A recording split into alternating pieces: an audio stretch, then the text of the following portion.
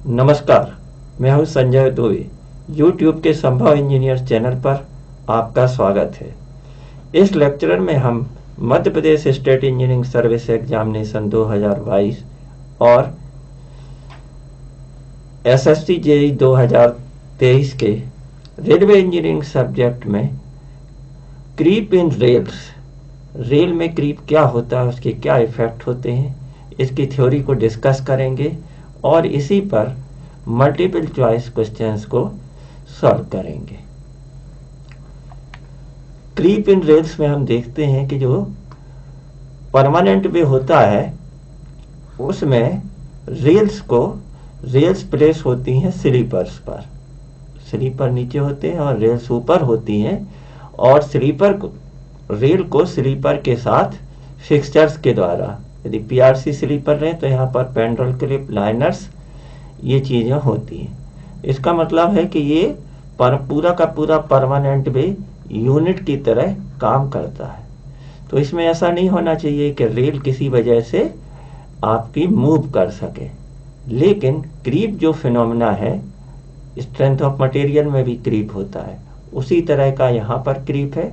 और क्रीप के जो रीजन्स होते हैं एक्चुअली क्या है, अननोन्स है, वेल डिफाइंड नहीं है, यूनिवर्सली एडॉप्टेड नहीं है। तो क्रीप क्या है, टाइम डिपेंडेंट फिनोमेना है। टाइम डिपेंडेंट फिनोमेना का मतलब है कि ऐसा नहीं है कि रेलवे ट्रैक डाला और तुरंत क्या है, रेल क्या है, मूव हो गई है।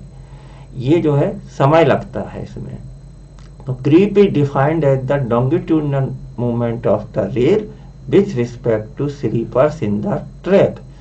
मतलब रेल क्या कर गई है, with respect to sleeper move कर जाती है। इस डायरेक्शन में भी मूव हो सकती है, इस डायरेक्शन में भी मूव होगी। तो स्लीपर जो इनिशियल सिचुएशन में थी, स्लीपर और रेल की पोजीशन, उससे स्लीपर तो वहीं रहते हैं लेकिन रेल जो है वो मूव कर रही है। इसी फिनोमेना को बोलते हैं क्रीप। कई बार तो ऑब्जेक्टिव में यही डेफिनेशन आ जाती है कि the longitudinal movement of rail with respect to sleeper is known as. बस आपको टर्म बताना है कि ये टर्म जो है वो क्रीप कहलाता है। रेल क्रीप क्या होता है? Rail creep is the longitudinal movement of the rail in a track. इसका जो मैग्नीट्यूड है, अब रेल देहाती भाषा में या रेलवे की भाषा में तो बोलते हैं कि रेल क्या है, चल गई है। तो ये कितनी चल गई है, तो ये आपका इसका मूवमेंट जो रेल में क्रीप कितना होता है वो अलग अलग प्लेसेस पर वेरी कर सकता है। मतलब फिक्स नहीं है कि पूरी रेल सेम क्या है आपकी मूव करे। तो ये आपकी इसकी वैल्यू या तो कहीं पर ना के बराबर होगी और कहीं पर इसका मूवमेंट क्या है, कुछ सेंटीमीटर तक हो सकता है। इसके बाद क्या रहता है, यदि आपका क्रीप हुआ तो इसके क्या नुकसान है। क्रीप की वजह से क्या होता है, जो ज्वाइंट होते हैं, ज्वाइंट क्या हो जाएगी, उसमें यदि रेल का मूवमेंट हुआ और यहाँ से क्रीप क्या है आपका स्टार्ट हुआ है, वो 5-6 रेल है, तो यहाँ पे आपका एक्सपेंशन हो जाएगा और यहाँ पे आपका क्या है, आपका ये गैप कम हो जाएगा। तो इसकी वजह से यहाँ पर रेल इस डायरेक्शन में मूव कर रही है तो यहाँ पर गैप बढ़ जाएगा, जिसको बोलेंगे कि ओपनिंग ऑफ द ज्वाइंट हो गई। और सक्सेसिव ज्वाइंट क्या हो जाएंगे, आपके क्लोज हो जाएंगे, बंद हो जाएंगे। काजेज ऑफ क्रीप, कोई भी वेल एक्सेप्टेड या यूनिवर्सल एक्सेप्टेड थ्योरी क्रीप के लिए नहीं है। क्रीप किसी भी स्थान पर किसी एक रीजन से हो सकता है, कुछ रीजन से हो सकता है, या बहुत सारे रीजन सब मिलके भी उस रेल का मूवमेंट करा सकते हैं। उनमें से जो ज़्यादातर एडॉप्टिव थ्योरी है वो उनके नाम अपने को याद करना है और उसका एक कि वो किस कंसेप्ट पर आधारित है। तो पहली जो फेमस थ्योरी है उसको बोलते हैं वेव एक्शन और वेव थ्योरी। इस थ्योरी के अनुसार क्या है कि जब ट्रेन का मूवमेंट होता है तो व्हील मूव करती हैं और जब व्हील मूव करते हैं तो जो रेल है वो स्लीपर पर प्लेस होती है और जहाँ पर व्हील कांटेक्ट में रेल होता है कि आता है वहाँ पर डिप्रेशन हो जाएगा या आपका क्या है, सैगिंग मूवमेंट हो जाएगा। और जैसे ही स्लीपर खत्म होंगे तो रेल क्या करेगी, लिफ्ट होगी। तो यहाँ पर आगे क्या हो गई है, आपकी आगे और पीछे लिफ्ट हो जाती है और जहाँ पर कांटेक्ट में है वहाँ पर क्या है डिप्रेशन में चली जाती है। मतलब एक प्रकार से वेव का फॉर्मेशन हो गया, एक लहर बन गई है। अब क्या होगा, रेल का डायरेक्शन ऑफ मूवमेंट इस डायरेक्शन में है, राइट वर्ड है, तो ये जो आगे वेव हुई है ये इस व्हील के मूवमेंट की तरफ और आगे बढ़ जाएगी। इस तरह से इस मूवमेंट की वजह से रेल भी क्या है मूव कर गई। ये लहरों की वजह से रेल भी फॉरवर्ड डायरेक्शन में मूव। अब बैकवर्ड डायरेक्शन में क्या हुआ है कि ये जो वापस अपनी प्लेस पे चला जाता है, या थोड़ा बहुत ये इस तरफ भी मूव करेगी तो, लेकिन ये वाला फॉरवर्ड डायरेक्शन का मूवमेंट आपका बैकवर्ड डायरेक्शन से ज्यादा होता है, तो इसको बोलते हैं हम वेव थ्योरी या वेव एक्शन थ्योरी। नेक्स्ट जो है तो इसका छोटा सा कंसेप्ट क्या है कि आपका वेव फॉर्मेशन की वजह से, वेव फॉर्मेशन की वजह से मूविंग लोड जो होता है इन्हीं वेव को क्या है आगे की तरफ पहुंचा देता है। नेक्स्ट ही है अपना परकशन थ्योरी।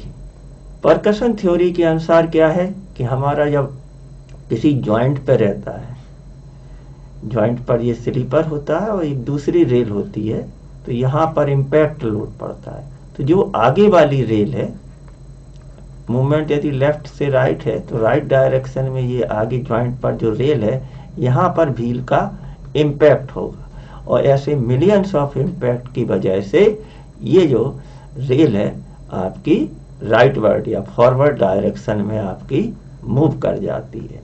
तो ये थ्योरी कहलाती है परकशन थ्योरी।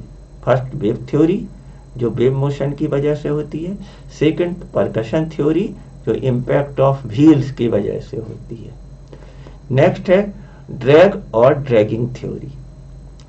ड्रैग और ड्रैगिंग थ्योरी के अनुसार क्या है कि लोकोमोटिव में आगे वाले व्हील जो होते हैं उनको ड्राइविंग व्हील बोलते हैं, पीछे वाले मतलब वो ड्राइव करते हैं, और जो अदर व्हील्स होते हैं तो आपका जो आगे वाले व्हील्स है वो पूरी की पूरी ट्रेन को फॉरवर्ड आगे की ओर खींच रहे हैं, तो इसकी वजह से रिएक्शन उनकी क्या रहेगी, रेल को वो पुश करेंगे बैकवर्ड, बैकवर्ड करेंगे। जबकि जो अदर्स व्हील हैं और बोगी के व्हील्स हैं वो क्या है, इसको ट्रेन को क्या करेंगे, उनको तो सीधे क्या है पुलिंग हो रही है, तो वो क्या करते हैं इसको फॉरवर्ड डायरेक्शन में करेंगे। अब ये जो कंबाइंड व्हील्स हैं इनका इफेक्ट ज्यादा होता है, जबकि जो ड्राइविंग व्हील है उनका इफेक्ट कम होता है। तो इससे आपका जो दोनों का डिफरेंस हुआ तो आपका फॉरवर्ड डायरेक्शन में ज्यादा हो गया, तो इसकी वजह से रेल मूव कर जाती है with respect to sleeper. Means क्या हुआ कि आपका creep of rail in the direction of movement. तीनों ही थ्योरी ने अलग अलग कारण बताए हैं। अब इसके अलावा भी बहुत सारे कारण होते हैं जिनको किसी थ्योरी का नाम न देके अपन पॉइंट वाइज पॉइंट क्या है डिस्कस कर सकते हैं।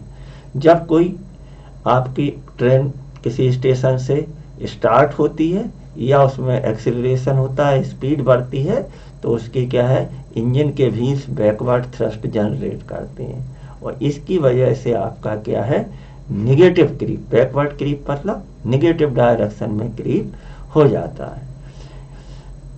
इसी तरह से आपका यदि आपका जो व्हील्स हैंगे वो क्या करेंगे, आपके वो पुश करेंगे रेल को, और ये आपका क्या हो जाता है पुश करने को बोलते हैं फॉरवर्ड डायरेक्शन को पॉजिटिव क्रीप। तो पॉजिटिव क्रीप और नेगेटिव क्रीप का डिफरेंस ही क्या हो गया, स्टार्टिंग टाइम और एक्सेलरेशन के या एक्सेलरेशन के समय आपका ट्रेन रेल जो है मूव कर जाती है।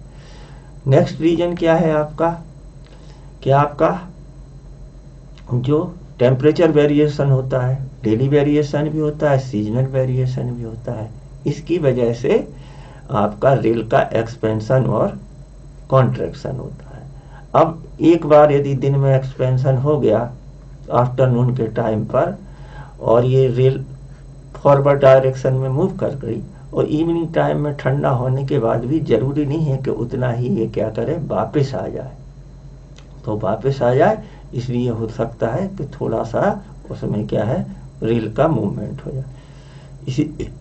इसीलिए हम अच्छी फिटिंग्स का यूज करते हैं, जिससे हमारा क्या ना हो, स्लीपर के और रेल का रिलेटिव मूवमेंट ना हो पाए।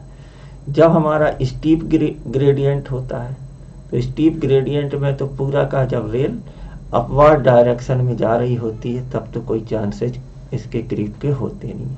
ये कब हो सकता है? क्योंकि ये जब होगा जब हमारी लोडेड ट्रेन आपकी डाउनवर्ड डायरेक्शन में, तो रेल के ग्रेविटेशनल फोर्स भी इस तरफ लग रहे हैं और डाउनवर्ड डायरेक्शन में आपका ये लोड भी काम कर रहा है, तो आपका डाउनवर्ड डायरेक्शन में आपका स्टीप ग्रेडियंट पर क्रीप डेवलप हो सकता है। यदि सिंगल लाइन सिस्टम है, सिंगल लाइन सिस्टम में क्या होता था पुराने ज़माने में, दोनों ही डायरेक्शन में, बोथ डायरेक्शन में ट्रेन चलती हैंगी। अब क्या हुआ कि जैसे आपका कोई कोल माइंस है या कोई प्लांट है, तो ऐसी जगह क्या है, जब गुड्स ट्रेन जाती है तो एक तरफ जो है कोल माइंस से वो कोल लेके आएगी, तब लोड ज़्यादा रहेगा। और जब उसके एम्प्टी वैगन जब जाते वक्त क्या हो जाएगा, एम्प्टी वैगन्स रहेंगे, और कोल माइन से रिटर्न होते समय क्या रहेगा, आपके फील्ड वैगन्स रहेंगे। तो फील्ड वैगन्स का लोड ज़्यादा होने की वजह से क्या रहेगा कि जब रिटर्निंग डायरेक्शन में क्रीप डेवलप हो सकता है। इसी तरह से बताया गया है कि यदि हम सिंगल लाइन की जगह डबल लाइन की बात करेंगे, तो यहाँ पे तो क्या होता है कि हमेशा लेफ्ट हैंड साइड में ही रेलवे ट्रैक पर ट्रेन चलती है, तो ये एक ही डायरेक्शन में क्रीप क्या है, डेवलप होगा। इसमें दोनों ही फॉरवर्ड डायरेक्शन में डेवलप होगा। इसी तरह से यदि स्ट्रेट ट्रैक की बात करें और कर्व ट्रैक पर सेंट्रिक अनबैलेंस फोर्स ज़्यादा डेवलप होते हैं, कर्व ट्रैक पर आपका क्रीप ज़्यादा डेवलप होता है। यदि हमारी इम्प्रॉपर स्लीपर डेंसिटी है, जितनी होना चाहिए उतनी प्रोवाइड नहीं की है, sleeper density means number of sleeper per rail length, sleeper density sleeper में पढ़ाई जा चुकी है लेकिन इम्पोर्टेंट है। तो स्लीपर डेंसिटी यदि इम्प्रॉपर है तब भी उसकी वजह से क्रीप बढ़ सकता है।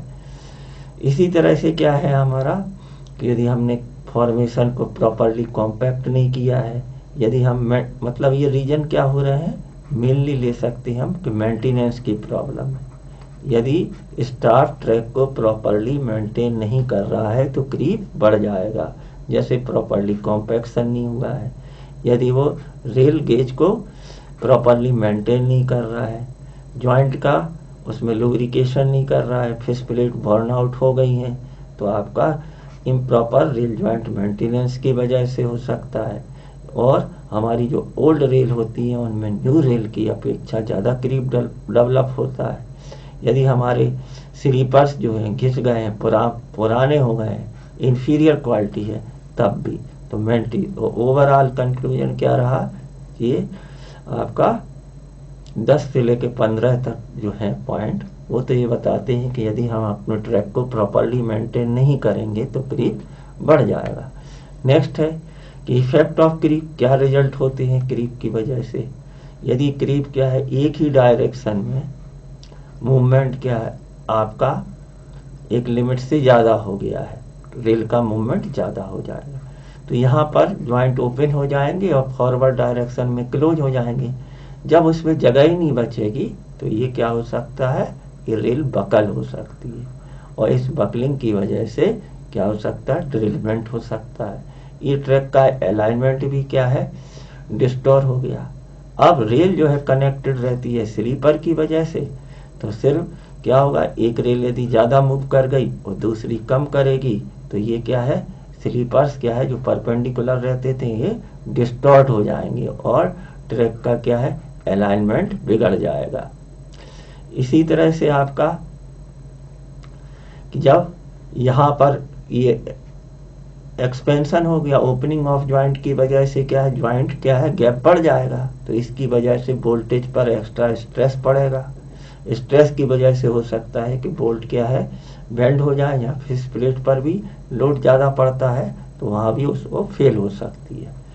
पॉइंट एंड क्रॉसिंग पर क्या हो जाएगा, यदि किसी वजह से रेल क्या है मूव कर गई है, तो यहाँ पर तो उसके जो करेक्ट लेवल को मेंटेन करना और अलाइनमेंट को मेंटेन करने में प्रॉब्लम आती है। इसी तरह से इंटरलॉकिंग में भी प्रॉब्लम होती है। कहीं से हम मेंटेनेंस कर रहे हैं और हमने क्या किया, ये प्रैक्टिकली बहुत बड़ी प्रॉब्लम है कि यदि पॉइंट एंड क्रॉसिंग पर या किसी वजह से रेल फ्रैक्चर हो गया है और हम रेल को रिप्लेस कर रहे हैं, तो जैसे ही हम क्या करेंगे, यहाँ पे ओपन करेंगे तो ये क्या हो जाएगा, इसका ये रेल मूव कर जाएगी। अभी तो रुकी हुई थी स्ट्रेस की वजह से, फिक्स थी, और ये अब इसको हमने जिस तरह से कट किया है, इसको उसमें रीफिक्सिंग करने में क्या है प्रॉब्लम आती है। तो कॉमन सेंस से जवाब देना है, बस क्रीप की डेफिनेशन याद रखनी है, 3 थ्योरीज याद रखनी है, wave motion theory, percussion theory और आपकी ड्रैग थ्योरी। ये तो नॉर्मल कॉमन सेंस से जवाब देना है। नेक्स्ट हुआ आपका मेजरमेंट ऑफ क्रीप। तो यहाँ पे डाटा आने स्टार्ट हो जाएंगे, तो आपको क्रीप को मेजर करने के लिए हम क्रीप इंडिकेटर का यूज करते हैं। तो रेलवे ट्रैक जो हमारा होता है, वहाँ पर क्या करेंगे कि एक पोस्ट, दोनों साइड क्या है पोस्ट लगे होते हैं कि रेल पोस्ट लगा दिया, रेल का छोटा वाला सेक्शन लिया और यहाँ पर दोनों लेफ्ट और राइट में रेल पोस्ट लगा दिया। और रेल पोस्ट जब लगाने के बाद इसमें से एक थ्रेड डालते हैं रेल के बॉटम से, और जो इसके सीध में पड़ रहा है वहाँ पर ही हम क्या है एक चीजल मार्क, या पेंट से भी मार्क कर सकते हैं। चीजल मार्क क्या है परमानेंट हो जाएगा, तो चीजल मार्क कर सकते हैं। अब ये मार्क हुआ, अब जब हम इसके जब इंजीनियर्स या PWI इंस्पेक्शन पर जाते हैं, तब वो या अदर स्टाफ भी, तो वो क्या देखते हैं कि ये चीजल मार्क, अब रेल मूव करेगी, रेल मूव तो रेल पर ही चीजल मार्क हैगा, तो ये क्या है इसकी स्ट्रेट लाइन में नहीं रहेगा, अब क्या है आगे या पीछे हो सकता है। तो जितना मूवमेंट हुआ है, यहाँ से हम अपनी फिशिंग मतलब नायलॉन का धागा डालेंगे और इसको मेजर कर लेंगे, तो यही क्या हो जाता है मेजरमेंट ऑफ क्रीप हो गया। जितना ये डिफरेंस आया है चीजल मार्क और थ्रेड के बीच का गैप क्या कहलाएगा आपका क्रीप। और ये हमको क्या करना है कि आपको जो रेलवे में नियम बनाए गए हैं उसको 3 महीने के अंतर क्या है क्रीप को मेजर करते हैं, क्रीप को मेजर करते हैं। और कभी भी ये लिमिट हमको याद रखनी है कि यदि किसी भी हालत में 150 mm या 15 सेंटीमीटर से ज़्यादा क्रीप नहीं होना चाहिए स्टैंडर्ड ट्रैक में। तो मैक्सिमम वैल्यू क्रीप की है आपकी 150 mm। और यदि हम किसी भी, अब रेलवे ट्रैक ओल्ड समय में क्या है अलग अलग इंडिविजुअल रेल से बना था, तो हम जॉइंट के बीच में गैप भी देखते हैं। और ऐसा नहीं मिलना चाहिए कि पूरे ट्रैक में लगातार 6 जॉइंट 1 2 3 4 5 6 जो जाम हो गए हैं, मतलब उनके बीच का गैप खत्म हो गया। 6 mm का गैप रहता है यदि, तो ये गैप क्या है लगातार 6 रेल में। तो 2 कंडीशन है, पहली आपकी 150 mm से ज़्यादा नहीं होना चाहिए, दूसरी कंडीशन है कि लगातार 6 जॉइंट क्लोज नहीं मिलना चाहिए। नो और पॉइंट एंड क्रॉसिंग, इसी तरह से bridge, no creep is permitted, ये आपका स्ट्रेट ट्रैक के लिए, लेकिन no creep is permitted on approaches of point and crossing. Approaches मतलब जहाँ से पॉइंट एंड क्रॉसिंग स्टार्ट होती है उसको अप्रोच बोलेंगे, और उसके बाद आ जाएगा अपना पॉइंट एंड क्रॉसिंग, यहाँ क्रॉसिंग प्रोवाइड की है। नेक्स्ट है कि हमको यदि क्रीप को अब रोकना, क्रीप की वजह से पूरा का पूरा ट्रैक क्या है डिस्टॉर्ट हो जाएगा, तो इसको रोकने के लिए हम क्या क्या उपाय करते हैं। तो प्रोविजन ऑफ एंकर्स और एंटी क्रीपर्स, इनको आपको ध्यान रखना है कि इनको हम जो एंटी एंकर्स होते हैं इनको कहाँ पे करते हैं हम, वुडन से नहीं सॉरी, तो ये आपके एंटी क्रीपर्स हैं, वो बियरिंग प्लेट वाला है। प्रोविजन ऑफ एंकर्स और anti creepers, anti creepers are use to prevent, anti माने अगेंस्ट, तो क्रीप को रोकने वाला क्या कहलाएगा एंटी क्रीपर्स।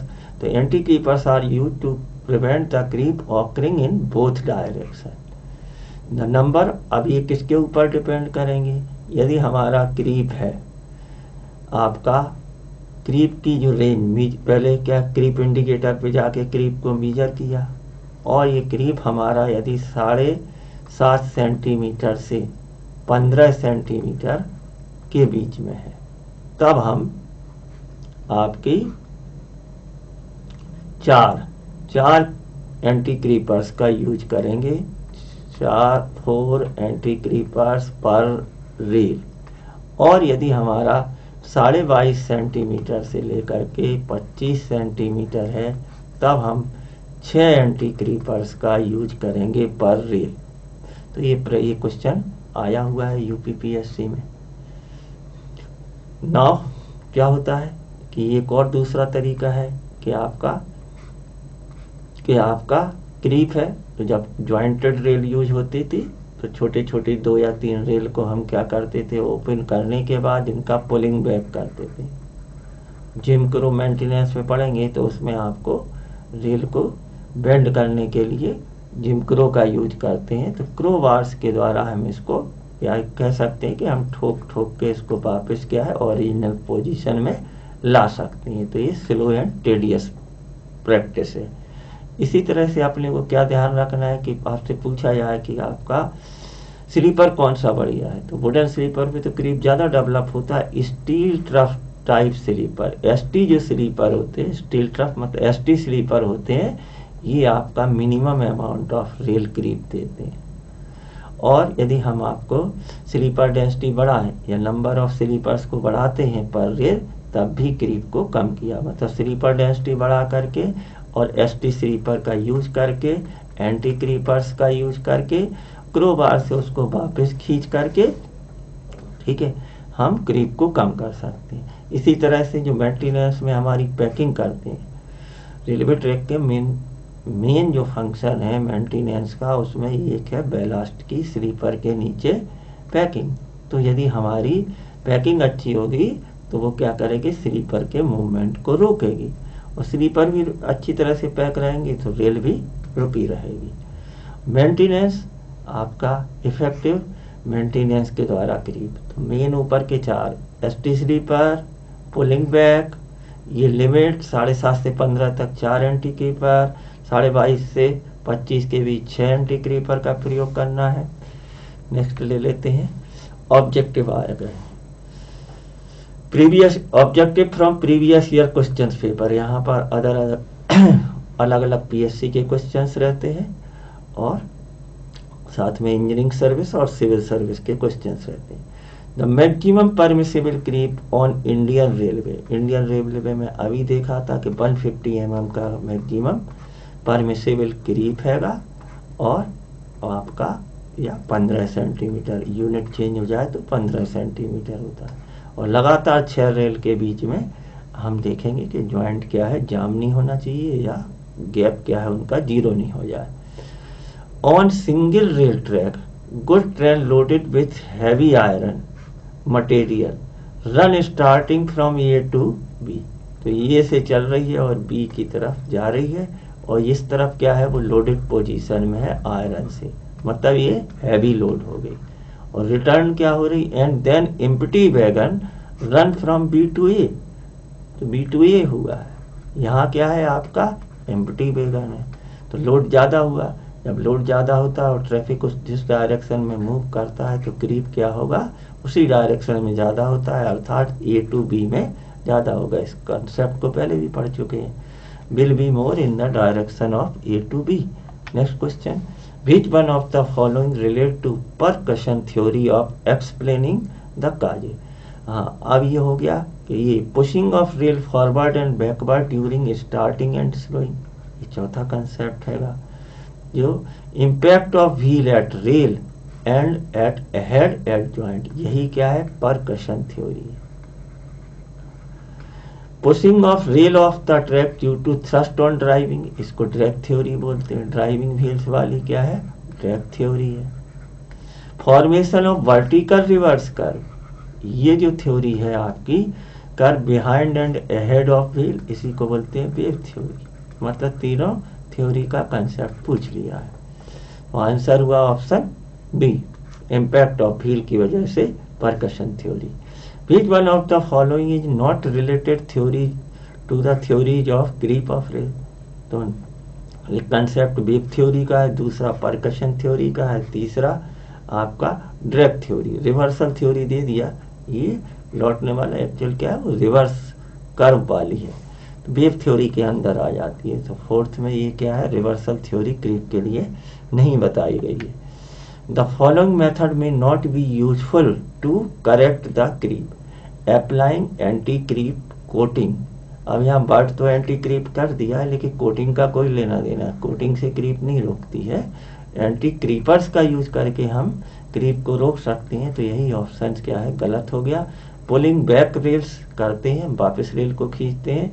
क्रीप एंकर्स का यूज करते हैं। स्लीपर डेंसिटी बढ़ाएंगे तो स्लीपर क्या है, आपका रेल को अच्छी तरह से पकड़ के रखेंगे, तो ऑप्शन डी भी करेक्ट है। नेक्स्ट हुआ एडिशनल क्वेश्चन है, क्रीप क्या होता है, longitudinal movement of the rail. Lateral movement of the rail तो क्या हो जाएगा, हमारा बकलिंग में आ जाएगा, बकलिंग में आ जाएगा। यहाँ पर दिया है difference in level of two rails क्या कहलाता है, कैंट, या रेलवे में सुपर एलिवेशन को कैंट भी बोलते हैं, तो सुपर एलिवेशन और कैंट हो गया। इसके अलावा anti creep bearing plates are provided, anti creep bearing plates are provided on wooden sleepers. और जो हमारी ज्वाइंट्स होते हैं कर पर, वहां पर हम क्या करते हैं, कैंटेड बियरिंग प्लेट प्रोवाइड करते हैं। इस हिसाब से यहाँ पर हम बियरिंग प्लेट इनमें से किसी पर भी ब्रिजेज एंड अप्रोच जो ज्वाइंट, तो none of the above is correct answer I think teacher. Study the following statement regarding creep, creep is greater on curve than on tangent rail. Yes, creep curve पर ज्यादा होता है। Creep in new rail is more than that in old rail, old rail में ज्यादा होता है, तो यही रॉन्ग हो गया है। Creep is more on steep gradient than on level, steep gradient पर क्रीप ज्यादा होता है और डाउनवर्ड डायरेक्शन में होता है। करेक्ट आंसर क्या हो गए हमारे, फर्स्ट और third. Next question, which of the following pairs is not matched correctly. Wave theory क्या है आपका, वेव थ्योरी है, क्या क्या दिए, vertical reverse curve formation, vertical reverse curve formation ahead of wheel resulting from the deflection, ये correct है। Incorrect बताना है, not match. Percussion theory, pairs नहीं बनाने हैं। Percussion theory, impact of wheel at rail and ahead joint के आगे, right, ये भी करेक्ट है। ड्रैग थ्योरी में backward thrust of the driving wheel of the locomotive push the rail along travel direction, travel direction नहीं करेगा, ये क्या हो जाएगा। इसके अलावा unbalance traffic in a single line system with both way traffic creep will be very high, हाँ हो सकता है। तो ये आपका कौन सा होगा, backward thrust on driving wheel of the push the rail along the, ये तो आपका बैकवर्ड थ्रस्ट क्या करेगा, आपका इनकरेक्ट हो जाएगा। नेक्स्ट हुआ, for taking the consideration of creep of rail the sleeper that need no arrangement is, तो इसको हमें बेस्ट स्लीपर क्या था आपका, ST sleeper, steel trough sleeper के लिए हमको कोई अरेंजमेंट करने की जरूरत नहीं है। For the creep of 25 centimetre to 25 centimetre number of anchors per rail are used in India, तो 15 तक, 7.5 से 15 सेंटीमीटर तक हमको 4 एंटी क्रीपर्स पर रेल यूज करना है, और 22.5 से 25 तक हमको 6 एंटी क्रीपर का यूज करना है। Thank you for watching the video. Please like, share and comment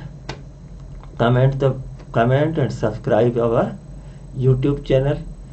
संभव इंजीनियर्स का ऐप है, उसे आप प्ले स्टोर से डाउनलोड कर सकते हैं। वहाँ पर आपको मध्य प्रदेश पीएससी और स्टेट इंजीनियरिंग सर्विस के हिसाब से पूरा का पूरा कंप्लीटली मटेरियल अवेलेबल है। बहुत बहुत धन्यवाद।